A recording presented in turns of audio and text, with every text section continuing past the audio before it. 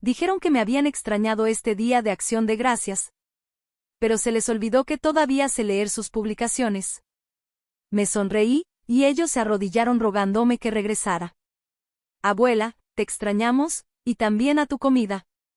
Pero lo primero que escuché esa mañana no fueron los pajaritos cantando, ni los pasos suaves de la enfermera allá afuera, junto a mi puerta. Fue el clic del teléfono fijo a un lado de mi cama, seguido de voces que claramente no querían que escuchara.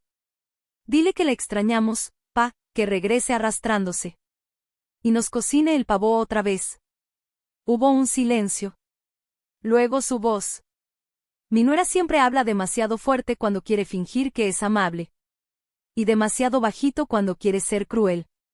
La última vez se resbaló. Casi teníamos suerte, dijo. No más falta que se caiga otra vez. Y luego la risa. Su risa. La de mi hijo. De todos modos está demasiado mensa como pa leer estas cosas.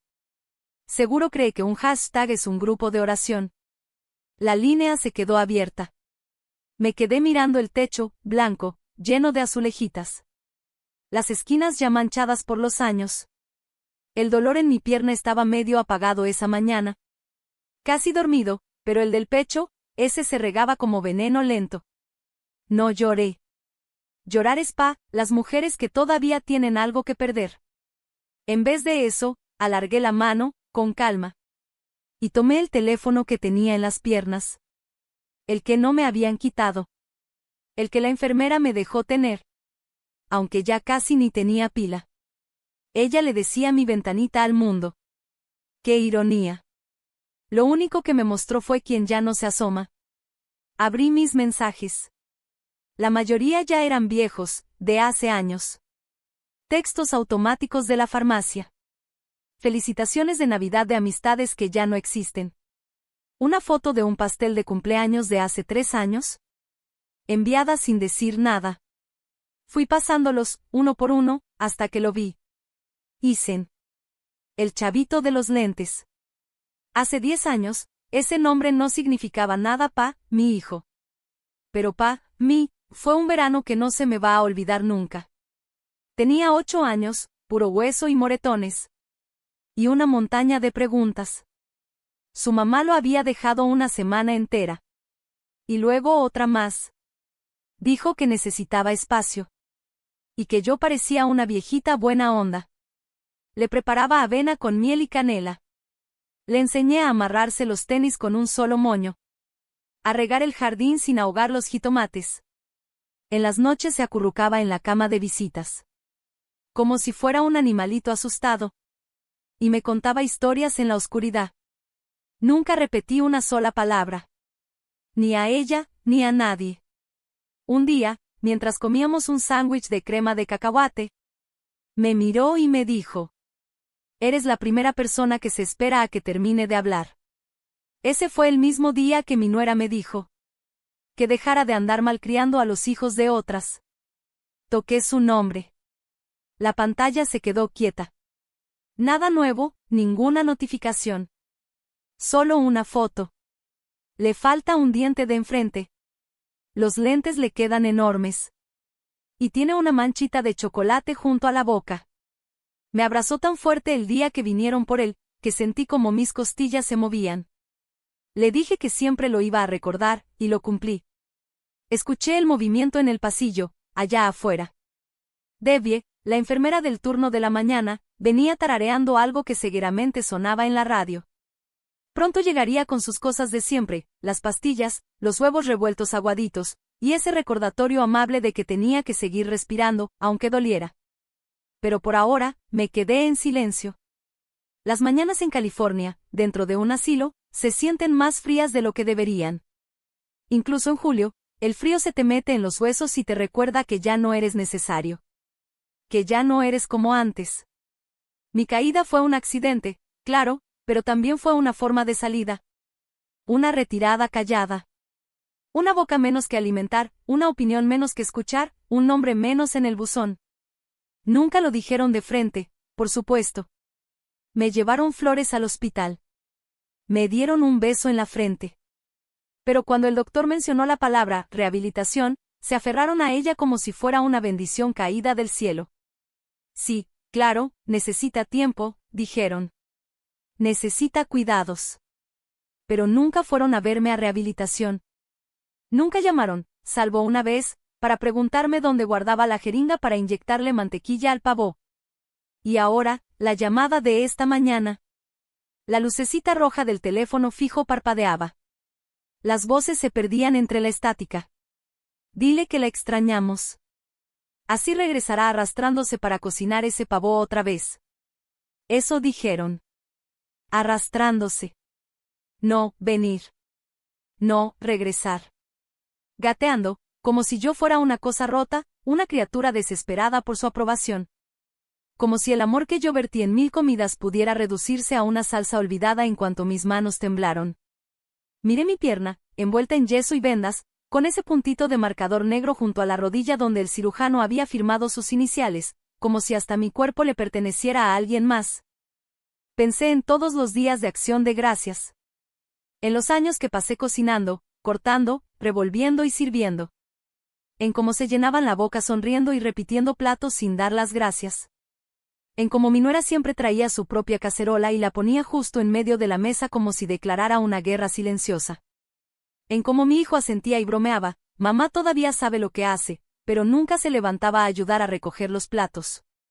Pensaban que yo lo hacía porque no tenía nada mejor que hacer. Nunca entendieron que lo hacía porque los quería. Porque dar de comer era mi forma de abrazarlos cuando ellos ya no querían mis abrazos. Porque yo creía que una comida más podía hacer que me vieran.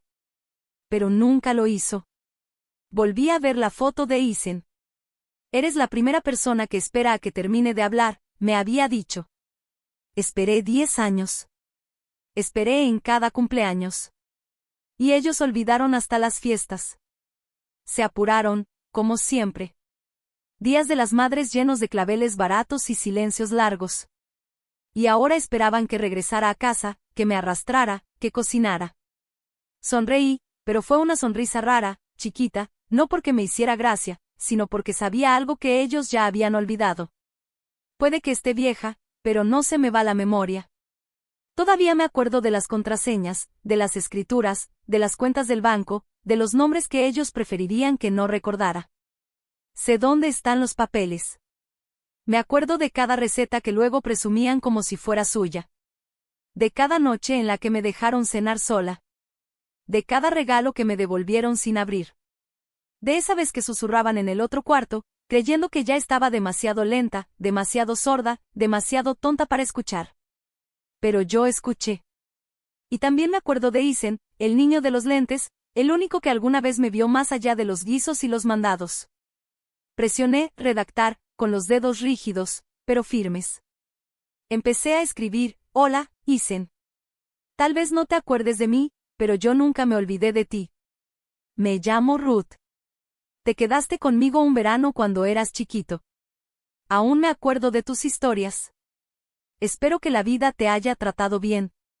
Te escribo porque creo que necesito a alguien que alguna vez me vio de verdad. Alguien que entienda que no soy solo una señora que cocina, o un sillón viejo, o un yeso. Alguien que se acuerde. No necesitaba nada, solo decir que aquí sigo. Sigo esperando cuando la gente habla. Presioné, enviar. La pantalla parpadeó. Mensaje entregado. Allá afuera, el pasillo volvió a moverse. Risas, teclas tintineando, alguien preguntando si ya había llegado el jugo de arándano. El mundo seguía su marcha y yo lo dejé pasar. No me moví. No todavía. Porque acababa de hacer algo importante. Había elegido a quien voltear a ver. No por necesidad, sino por claridad. Que esperaran mi relleno, mi salsa, mis pasteles. Que este año se cortaran su propio pavó. Que me extrañaran. Que se quedaran con la duda de por qué no regresé gateando. Ni ahora, ni nunca. La pantalla volvió a parpadear, mostrando sus caras sonrientes, borrosas por la mala conexión, pero aún dulzonas, como siempre. Hola, mamá, dijo Mike con ese tono empalagoso de cuando quiere quedar bien. Estábamos pensando, sería genial tenerte en casa para Acción de Gracias este año. Linda se asomó también al marco, con sus chinos rubios bien tiesos por el spray. Te extrañamos, y los niños no dejan de preguntar por el relleno de la abuela. Incliné tantito la cabeza, fingiendo que le subía al volumen. La enfermera me había dejado la tableta bien colocada esa misma mañana. Mantuve una expresión suave, mi voz más cálida de lo que realmente sentía. ¡Qué detalle de su parte! Lo pensaré. Ah, pero piénsalo rápido, soltó Linda con su vocecita alegre. El tiempo vuela. Te quiero, mamá. Y justo después vino esa parte que nunca quisieron que escuchara. Creyeron que ya habían colgado. La pantalla se apagó, sí, pero el altavoz seguía encendido. En la esquina, un icono rojo, silenciado pero todavía activo. Y yo escuché.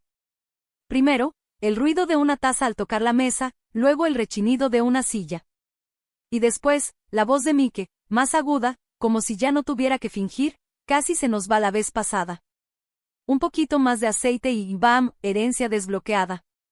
Se me fue el aire. Este año sin andadera, dijo Linda, soltando una risita bajita. Que las escaleras terminen el trabajo.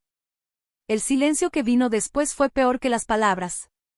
Era ese tipo de silencio que trae consigo el acuerdo, la planeación, esa crueldad que se vuelve costumbre y ya ni parece maldad. Mike resopló. La vieja bruja todavía cree que la queremos.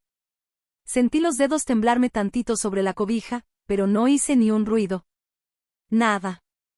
Ni un suspiro, ni un clic. Nada que los hiciera darse cuenta. En vez de eso, cerré los ojos despacio y dejé caer la cabeza a un lado, como si me hubiera vuelto a quedar dormida. Pasó un segundo, luego otro. Y entonces lo oí, la voz de Mike, pero ya no tan seguro. «Mamá, ¿sigues ahí?» Abrí apenas los ojos, lo justo para ver cómo la pantalla se encendía de nuevo. Ya se habían dado cuenta. Supieron que la llamada seguía abierta. Sus caras estaban pálidas, parpadeando en la pantalla, esperando que dijera algo. Sonreí leve, apenas lo suficiente para arrugar las comisuras. «Perdón», dije con voz suave. Me quedé dormida. En la pantalla se notó el alivio inmediato. Mike se rió nervioso, se frotó la nuca. Linda forzó una sonrisa tan amplia que por un momento pensé que se le iba a romper la cara. «Bueno», dijo, «vuelve pronto a casa. Te extrañamos, a ti y a tu relleno de pavó». La pantalla se apagó para siempre. Me quedé viendo la tableta, en silencio. Casi me mataron una vez. Dijeron que fue un accidente. Me resbalé en las escaleras mientras llevaba una olla con aceite caliente.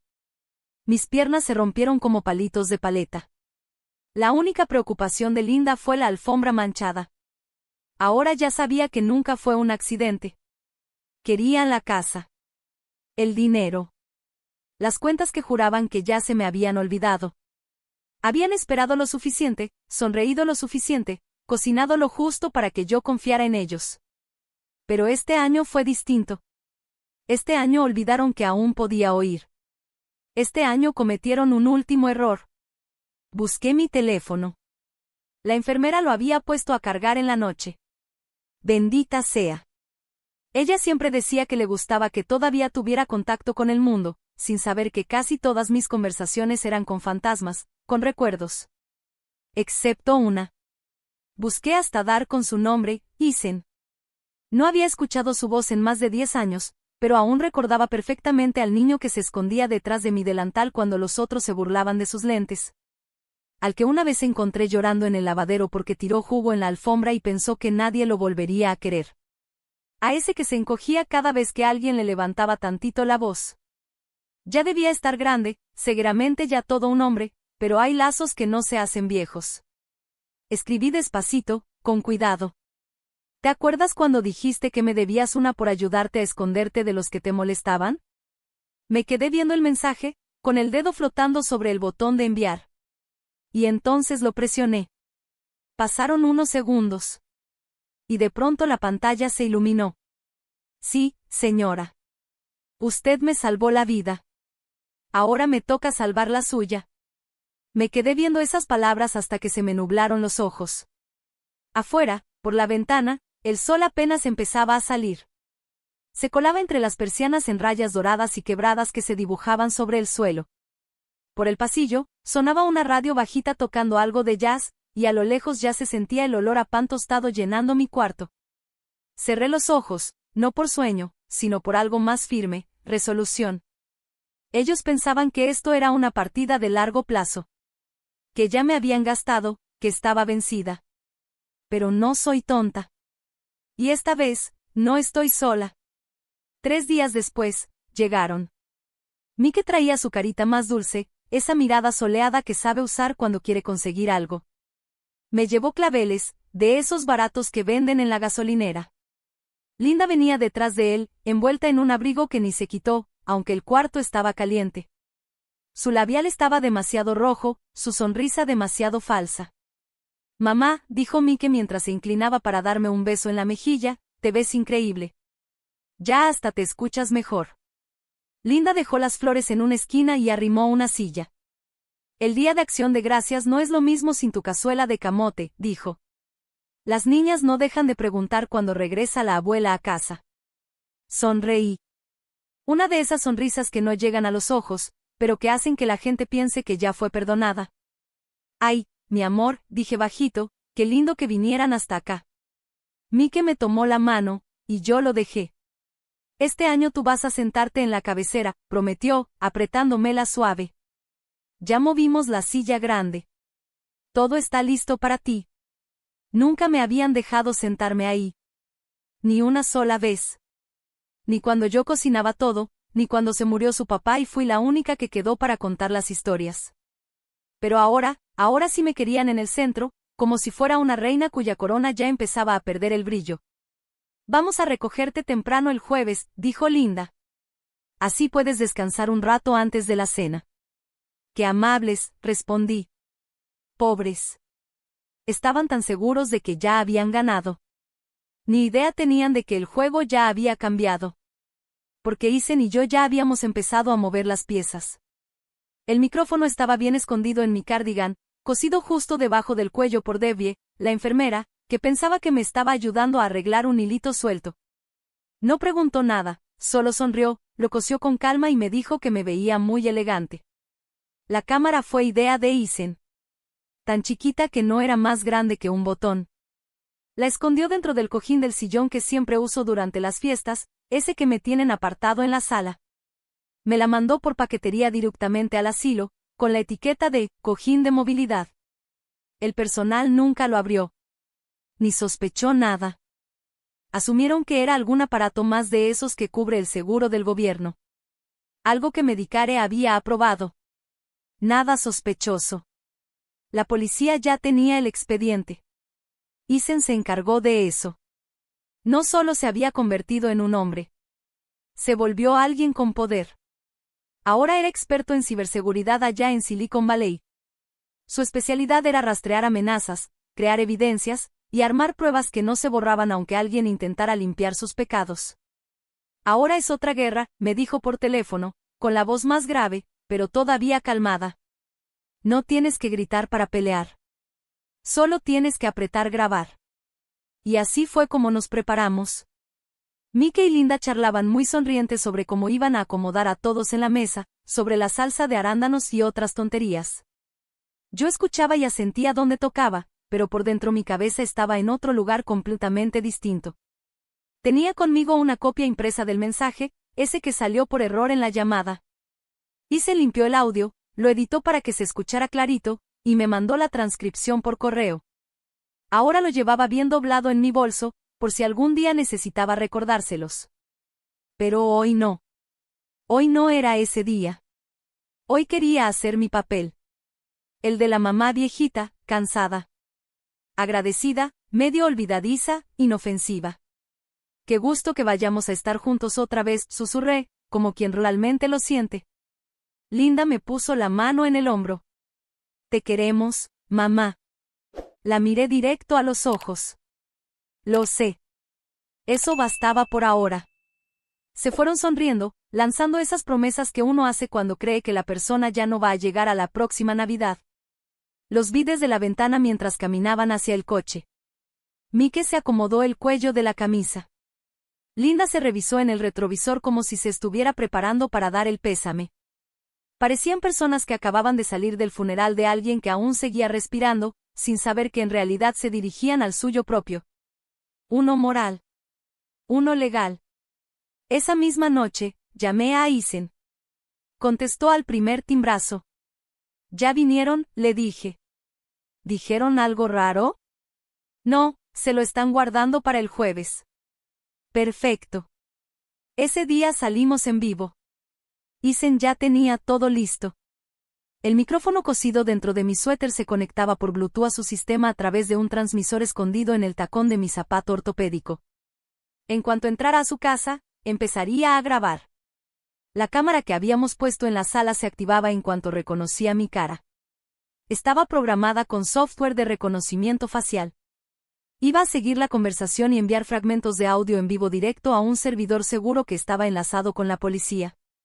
Y si llegaban a hacer algo, si tan solo se atrevían a levantarme la voz, a amenazarme, el sistema lo registraría, marcaría la hora, y lo mandaría automáticamente. El plan era sencillo: dejarlos ser ellos mismos. Déjalos que hablen con libertad, porque los que son crueles nunca imaginan que el silencio puede levantarse. Menos aún si ese silencio camina con zapatos ortopédicos y hornea pasteles caseros. Aún me cuesta creer que te dediques a esto, le dije sonriendo tantito por teléfono. Lo hago por ti, respondió. Eres la razón por la que salí de esa casa. Tú me enseñaste a no tenerle miedo a la verdad. Cerré los ojos y dejé que sus palabras se asentaran dentro de mí, como una taza de té calientito en el pecho. Isen, susurré, pase lo que pase, gracias. No, me dijo con firmeza, pase lo que pase, no me des las gracias. Sobrevive. Busca justicia. ¿Y tú te sientas en la cabecera de la mesa? Solté una risa bajita. Pero solo si hay mantequilla de la buena este año. Trato hecho, dijo. Colgamos. Me volví hacia el espejito que tengo en la cómoda. Mi cara, llena de arrugas, del cabello, cada vez más delgadito. Pero mis ojos, esos aún tenían fuego. Recordé cada burla, cada vez que me minimizaron, cada ocasión en que me llamaron lenta, olvidadiza, inútil. Creían que envejecer era lo mismo que volverse débil. Pero no. La sabiduría es un juego de resistencia. Y la venganza sabe esperar. Esa noche casi no dormí. Me puse a escribir mis recetas, las verdaderas, a mano. Las que Linda siempre pedía pero nunca podía replicar. Las até con una cintita y las guardé en mi maleta. Que crea que ganó algo cuando las robe. Que descubra que les falta el ingrediente más importante, yo. Se acercaba el día de Acción de Gracias, y sí, iba a estar ahí. Pero no como ellos creían. Esa mañana llegó vestida de mentiras bonitas. El sol brillaba con una fuerza rara para ser noviembre. El aire olía a canela, clavo y estrategia. El coche de Mike llegó a las 8:43 de la mañana. Impecable, como si fuera una extensión de su ego. Linda salió primero, con su abrigo ondeando como si estuviera en un comercial, cargando un tupper lleno de guarniciones precortadas que luego diría que ella hizo. Mike venía detrás, con esa calidez falsa y esa sonrisa que se pone solo en funerales o al firmar un crédito hipotecario. Me ayudaron a subir al coche con mucho cuidado, dulces, atentos. Les di las gracias, como si me tragara el anzuelo. Adentro, Linda ya había encendido todas las velas de la casa. El olor a romero y vainilla flotaba entre el aire y el pavo horneado, pero yo también olía otra cosa, el momento exacto en que todo iba a cambiar. Servilletas dobladas en forma de cisne, la loza brillando como nueva, y los cubiertos, esos no habían visto la luz desde el velorio de mi esposo. La mesa estaba puesta como para celebrar algo grande, pero el aire vibraba como un cable a punto de reventarse. Me sentaron en la cabecera, como me habían prometido. En la silla grande, esa que normalmente guardaban en el garaje porque les estorbaba. Los niños corrían junto a mí, sin notar la tensión que flotaba en el ambiente. Linda, con voz de azúcar, les pidió que se lavaran las manos. Mike tarareaba mientras revolvía la salsa, pero me echaba miradas cada tanto, como queriendo medir si ya me estaba quebrando. Creían que había regresado por cariño, por nostalgia, por culpa. Pensaban que los hilos ya estaban bien amarrados. Pero Isen ya estaba listo. Estacionado en la calle, observando, grabando. El micrófono escondido debajo de mi cuello captaba hasta el más leve murmullo. Y la pequeña cámara en el cojín apuntaba directo al comedor, donde la tensión era más espesa que las batatas. A las 3 en punto sirvieron la cena. Todos inclinaron la cabeza mientras Mike soltaba una oración cortita, vacía, sobre la gratitud y la gracia. Su voz tembló justo donde debía. Linda me apretó la mano y dijo con voz melosa, «Bienvenida a casa». Luego empezaron a repartir el pavo y a llenar las copas. La sala se llenó de plática. Mis nietos pasaban el pan, soltaban chistes, preguntaban cosas de la escuela. Y las mentiras se apilaban más alto que el puré. Yo escuchaba en silencio, masticando despacito, dejando que el calor de la comida se convirtiera en acero bajo las costillas. A las 3:26 de la tarde, Mike se levantó con el sacacorchos en la mano. «Ma», dijo con alegría forzada, «¿qué tal si brindamos por tu regreso?» Sonrió y empezó a destapar la botella. Entonces, la tele se encendió sola. La pantalla, que había estado apagada todo el día, brilló con una claridad escalofriante. El video comenzó a reproducirse. Era su cocina. Su voz. El micrófono de Alex. «Vale más muerta que viva, Linda». Sin andador, sin barandales. ¡Pum! Silencio. Luego la voz de Mike. «La vieja bruja todavía cree que la amamos». La sala se quedó congelada. El olor a pavo se volvió rancio en el aire. Las copas temblaban en las manos de todos. Un niño murmuró. «¿Qué es eso?» Linda soltó el cuchillo. El golpe contra el plato sonó como un balazo. Mike se lanzó por el control remoto, pero la pantalla no respondió. Se había bloqueado. Entonces llegaron las luces. Azul y rojo, inundando las ventanas.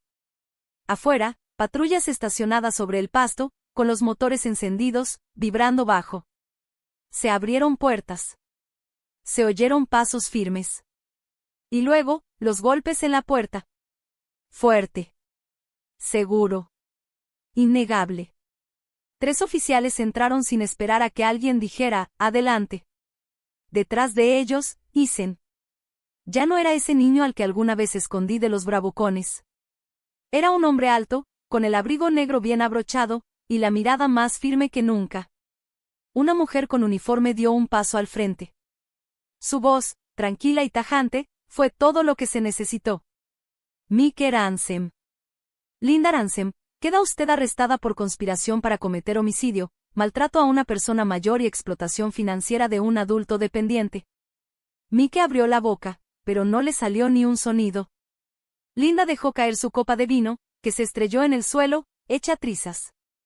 El pavo resbaló de la charola en cámara lenta, dejando una mancha en el mantel, como si fuera sangre. Mi nieta más chiquita rompió en llanto. ¿Y yo? Solo tomé un sorbo de agua, puse el vaso en la mesa y me puse de pie, despacito, con más firmeza de la que nadie ahí pensó que me quedaba. «Decías que me extrañabas», murmuré. Todas las miradas se clavaron en mí. Mike se puso rojo. Linda dio un paso hacia atrás, tambaleándose. Pero lo que extrañaban, continué, era tener el control. Respiré profundo. Y yo no extrañé nada. Ni siquiera sus hashtags. Los policías se acercaron. Mike gritó algo sin sentido, las palabras se le enredaban. Linda chilló, señalándome a mí, a la pantalla, a Isen. «Esto es una locura. Los está manipulando». «Es una actriz», gritó, desesperada. Pero las pruebas ya habían hablado. La casa, los micrófonos, el video, ya no eran simples herramientas. Eran testigos. A Mike lo esposaron primero. Linda fue después, forcejeando como gato mojado. Mientras se los llevaban, volteé a ver a Isen. Él me respondió con una leve inclinación de cabeza. Porque la justicia no siempre grita. A veces se sienta tranquila en la cabecera de la mesa y espera. La comandancia olía a papel viejo y café quemado. Me senté derecha en la sala de interrogatorios, con la espalda firme, las manos cruzadas. Sin bastón, sin enfermera, sin silla de ruedas. Isen me ofreció el brazo al entrar, pero le negué con la cabeza. Tenían que verlo. Que no estaba rota. No esta vez. Del otro lado de la mesa, la fiscal se acomodó los lentes. Era joven, demasiado joven como para recordar un mundo sin celulares, pero su mirada era firme. Directa. No se andaba con rodeos. A su lado, un detective revisaba algo en una laptop del gobierno. Isen se sentó a mi izquierda, todavía con su abrigo oscuro, las manos bien puestas sobre la mesa. Junto a él estaba la abogada que habíamos contratado, una mujer mayor, con esa clase de seguridad que solo da haber pasado por el fuego y sobrevivido. La fiscal habló con calma. Revisamos todos los documentos entregados. Las grabaciones en video de la casa, el audio captado por el suéter de la señora Ransom, el dispositivo oculto en el cojín y el archivo completo que entregó el señor Isenlow. Me miró directo a los ojos. ¿Entiende los cargos que se están evaluando, señora Ransom? Asentí. Sí. El detective giró la pantalla hacia nosotros. Estos son los mensajes grupales tomados de una app cifrada. Rastreamos la cuenta hasta Mike Ransom después de que el señor Rowe lograra infiltrar los datos del grupo con las herramientas forenses de su empresa. Los nombres en los chats estaban disfrazados, sí, pero el contenido era directo. Nada de dudas. Tiempo estimado de pago. Todavía no hay barandales en las escaleras. Más fácil así. Se está volviendo más torpe. A lo mejor ni siquiera necesita un empujón. El truco del aceite otra vez o solo dejarla subir. Esta vez lo grabamos. Haz que parezca que rechazó ayuda. Yo no me inmuté. Ya los había leído hace 3 noches, sola, acostada en mi cama en la residencia. Lo único que iluminaba mis manos era la luz del teléfono. Aún así, ver todo ahí, proyectado en la pantalla del gobierno, era diferente. No dolía, no como uno pensaría. Más bien me dio algo que no sabía que necesitaba, validación. No eran suposiciones. Eran los pasos detallados de un plan. Isen sacó otra carpeta y la empujó sobre la mesa. Finanzas, dijo en voz baja. Encontrarán 4 retiros diferentes de una póliza de seguro de vida para adultos mayores. Se hicieron usando papeles médicos falsos, documentos que aseguraban que mi abuela ya había fallecido. La fiscal empezó a hojear los papeles. Su cara se endurecía con cada página. Una en particular venía resaltada, una carta de confirmación de defunción, expedida por un agente de seguros privado, con fecha de 3 meses atrás. Y abajo, mi firma, falsificada. La póliza, dijo la fiscal, pausadamente estaba firmada para transferirse a Mike Ransom tras la muerte de la asegurada. Ruth Ransom. Me miró directamente. ¿Tú eres Ruth Ransom? Sí, respondí. Y sigo viva. La sala se quedó en silencio. Fría. Contenida. Luego vinieron las fotos. El detective las acomodó sobre la mesa como si fueran cartas de póker. Imágenes de mi escalera. Esa que subí durante años sin problema, hasta que, un día, apareció aceite. Un brillo en el último peldaño, capturado por Isen durante una de sus visitas sorpresa. Sí. Había venido en secreto, 2 semanas después de mi caída. Hizo docenas de visitas sin decir nada. Sin anunciarse. Otra foto mostraba el pasamanos, desmontado, limpio, sin tornillos, sin anclajes. Solo el hueco vacío donde antes descansaba mi mano. Luego vino un reporte del hospital. Un informe de enfermería, a la paciente se le negó el uso del andador, a pesar de las indicaciones del médico. La familia insistió en que yo era terca, que estaba bien sin él. Les supliqué ese día, dije, con voz firme. Les dije que el piso estaba resbaloso, que el dolor era demasiado. Linda solo me volteó los ojos. Ay, mamá, estás exagerando, me dijo. No más quieres llamar la atención. La fiscal del distrito apiló todo con cuidado. No se veía satisfecha. Se veía agotada. Ese tipo de cansancio que solo conocen las mujeres que han visto a demasiada gente tratar a sus seres queridos como si fueran estorbos. Y luego habló, suave, Clara. Esto no fue negligencia. Fue intento de asesinato. Se me cortó la respiración un segundo, no porque lo dudara, sino porque al fin alguien lo dijo en voz alta. Mike y Linda Ransom, continuó la fiscal, conspiraron a sabiendas para fingir un accidente que resultara en tu muerte. Se beneficiaron económicamente y trataron de disfrazarlo como una caída causada por la edad o la confusión. Me vio directo a los ojos. Pero tú no estabas confundida. Negué con la cabeza. No por mucho tiempo. Y no te caíste, dijo. No respondí. Me empujaron. Nadie se movió. El aire se volvió espeso, como si todo el cuarto contuviera el aliento. Isen me tomó la mano, cálida, firme. Lo volteé a ver y asentí, solo una vez. Vamos a seguir adelante, dijo la fiscal. Presentaremos todos los cargos posibles. Ellos van a querer decir que fue una broma, que estaban estresados, que no fue con mala intención. Pero el papeleo, las transferencias, los chats, todo muestra lo contrario. Sonreí apenas. Yo les horneaba pasteles, todos los domingos. La fiscal parpadeó, como si no esperara eso.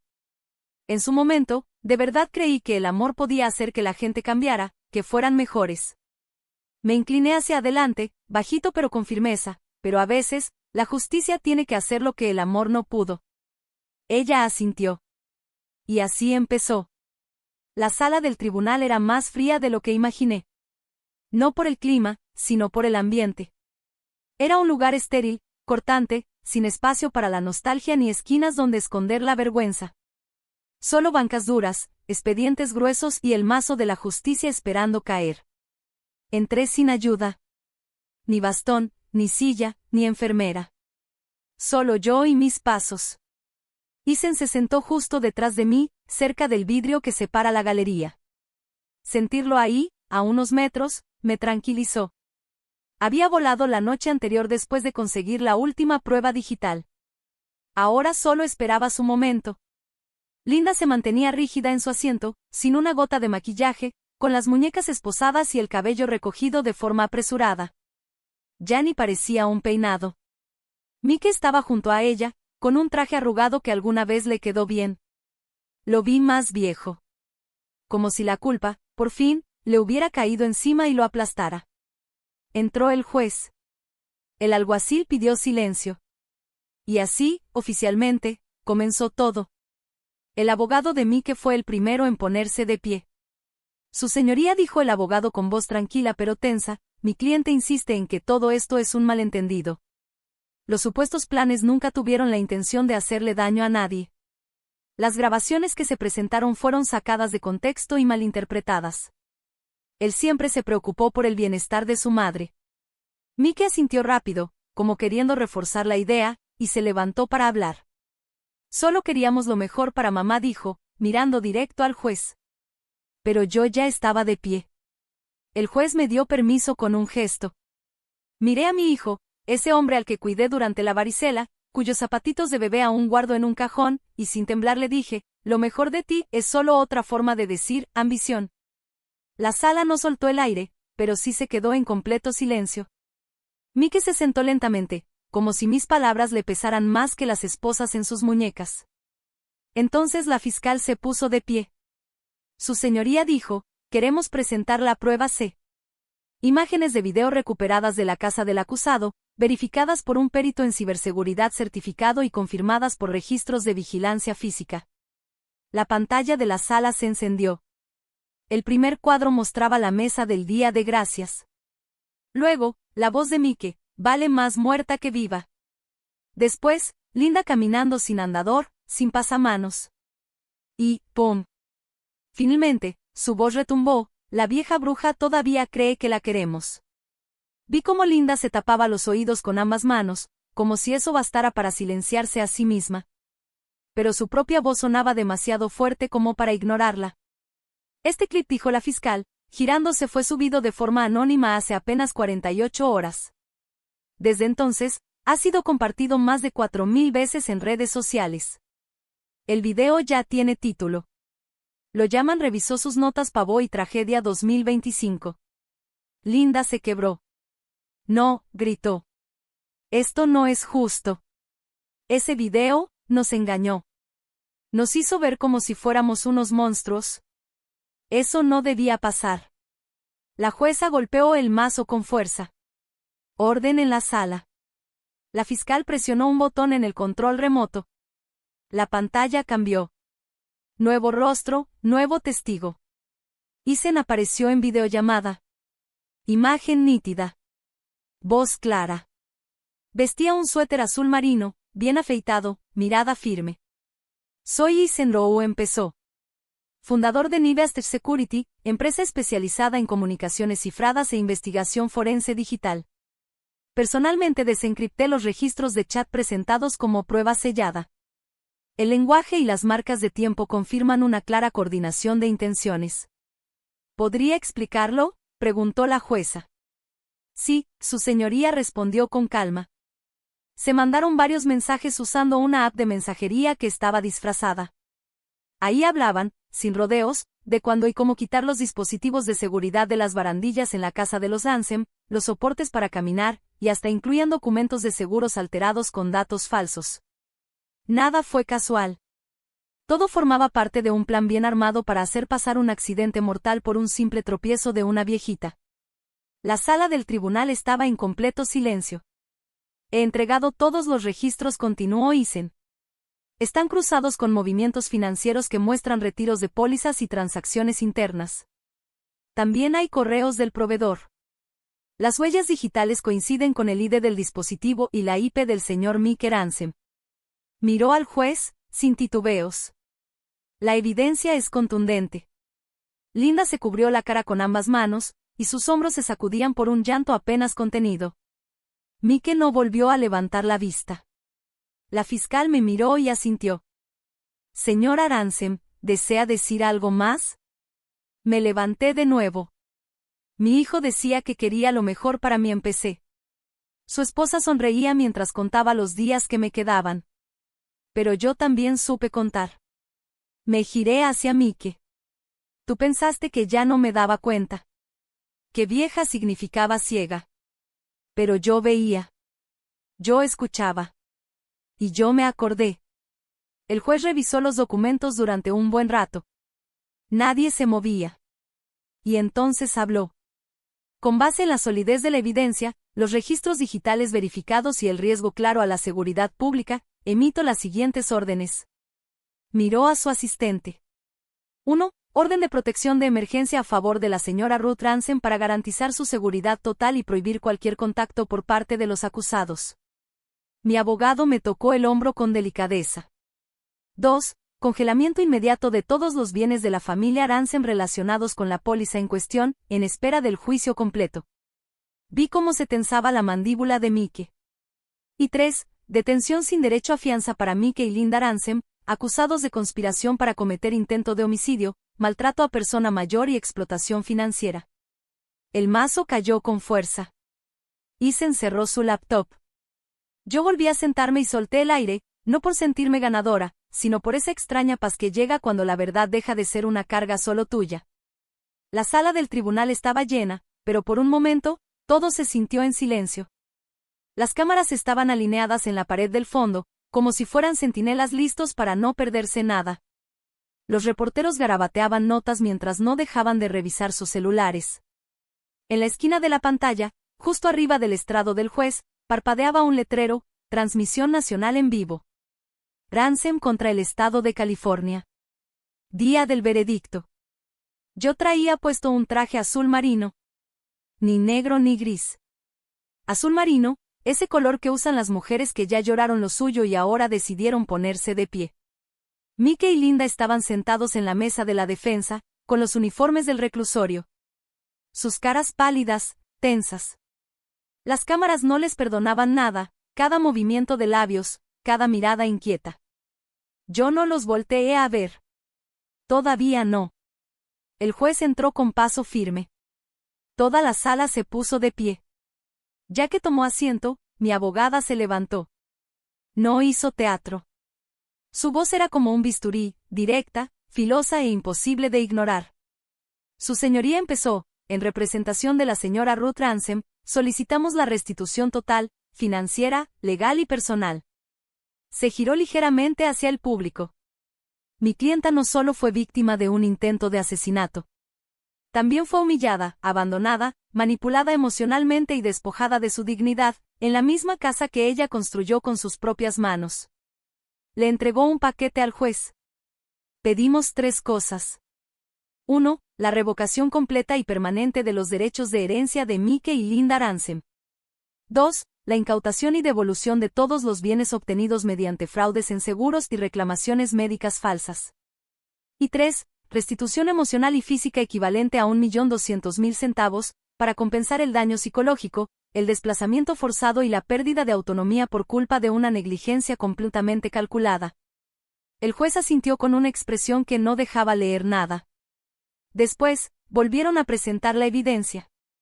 Las luces se atenuaron, bajó la pantalla, y el clip empezó a reproducirse para todo el país. Era mi sala. El brillo cálido de la cena de acción de gracias. Y la voz de Mike, tan tranquila como si hablara del clima. Vale más muerta que viva.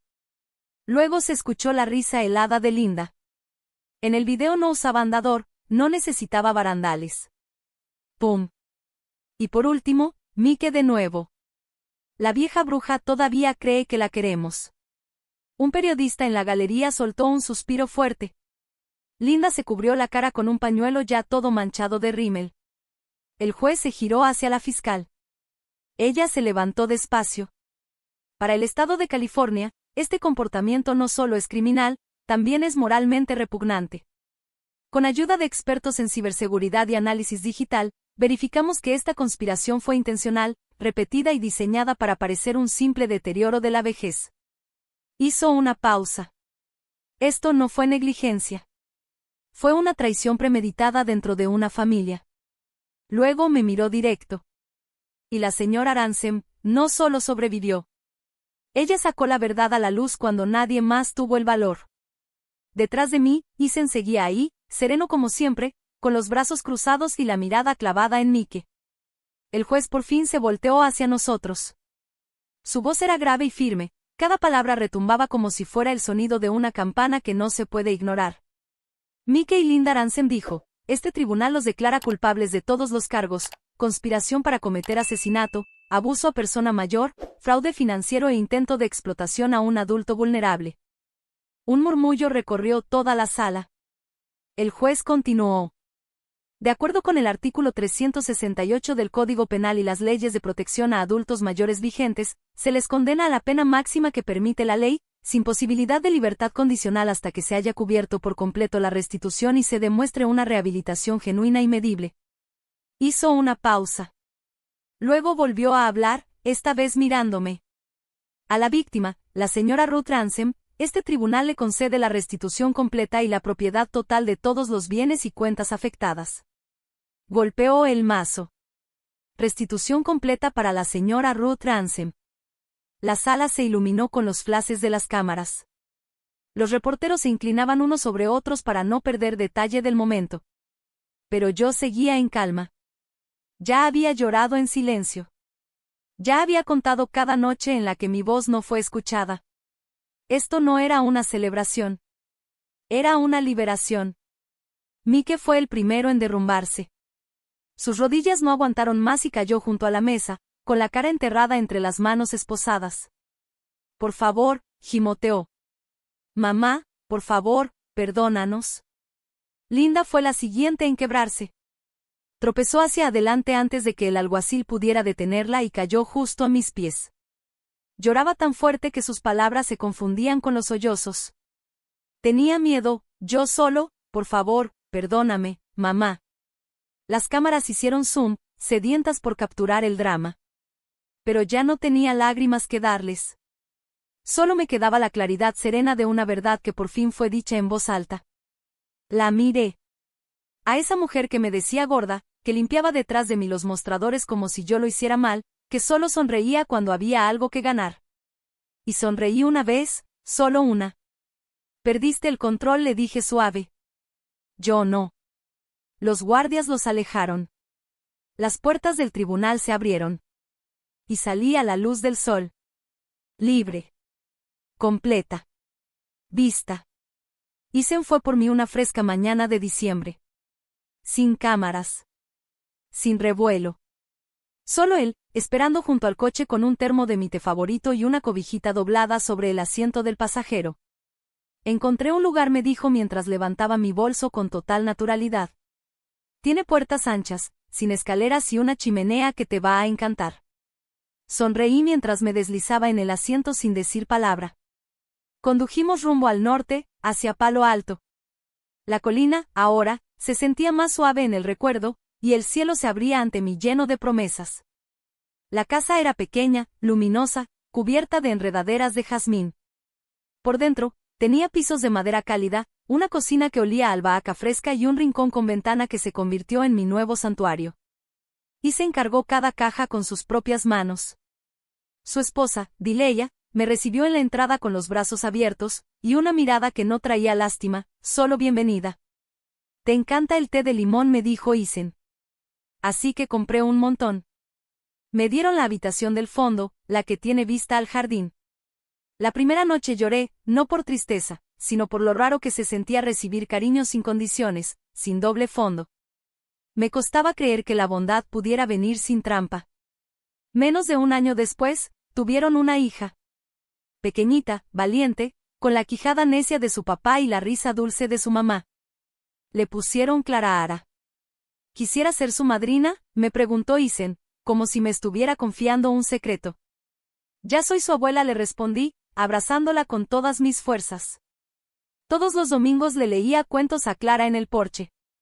Me jalaba la trenza, balbuceaba puras ocurrencias y se quedaba dormida sobre mi pecho mientras el sol se escondía detrás de los cerros. Por primera vez en quién sabe cuántos años, no me necesitaban, me querían. Esa era la diferencia. Mientras tanto, Mike y Linda estaban encerrados tras frías rejas de acero. Sus caras, antes tan pulidas y sonrientes para las cámaras, ahora se veían hinchadas por el coraje, la vergüenza y el rencor. Salían en todas las noticias de la noche como ejemplo de advertencia moderna: la traición del Día de Gracias, el precio de la avaricia, justicia para la abuela. Los encabezados duraron semanas. Los programas de televisión discutían su castigo. Psicólogos analizaban su conducta. Y desconocidos cientos de ellos empezaron a mandarme cartas a la dirección de Isen.